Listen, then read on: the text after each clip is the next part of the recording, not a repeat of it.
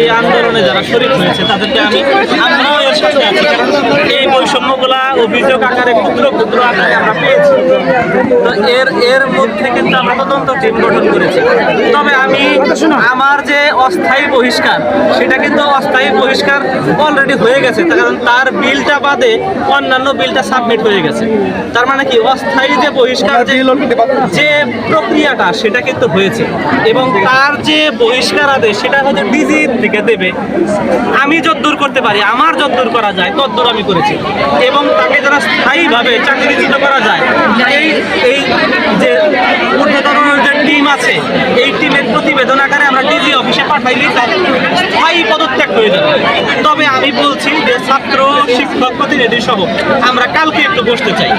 আজকে আমি বিনীত অনুরোধ করছি যে আপনারা অনেক কষ্ট করেছেন, দুপুরে খাওয়া হয়নি, এই কষ্টটা তো আমরা অনেক দিনই করছি, ঠিক না?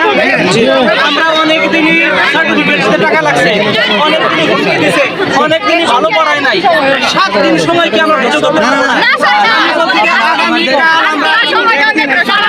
আগামীকাল বলছে দফা 1 দাবি 1 সিএম স্যারের